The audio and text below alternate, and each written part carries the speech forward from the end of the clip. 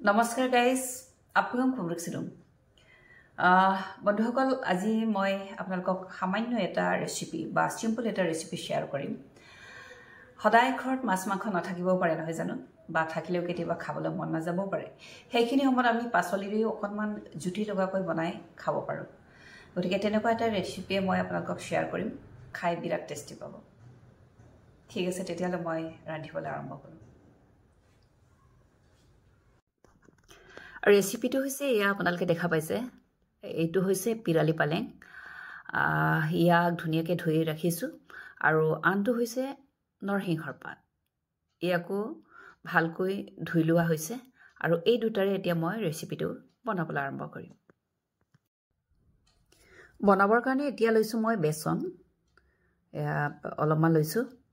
আৰু ইয়াত বিশেষ তেনেকৈ মছলা চছলা নিও নিমখ অকণমান দিছোঁ আৰু হালধি অকণমান ৰঙৰ কাৰণে এতিয়া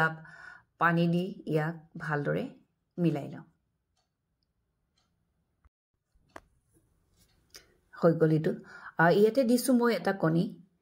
এটা ভাঙি দিম কণীখিনি দিলে কি হ'ব টেষ্টটো অলপ বেছি ভাল হ'ব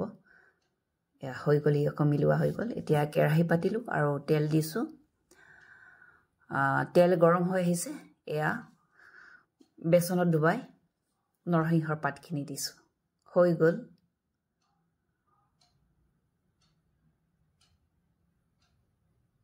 অকণমান হোৱা নাই কাৰণে ৰখি দিছোঁ হৈ গ'ল কুৰকুৰে পূৰা এতিয়া দিছোঁ পিৰালি পালেংটো বেচনত ডুবাই দি দিছোঁ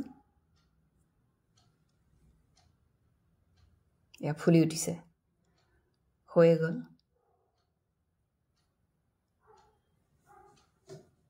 ইয়াকো থালি এখনত ওলাই দিছোঁ এয়া আমাৰ পিৰালি পালেং আৰু নৰসিংহৰ পাতেৰে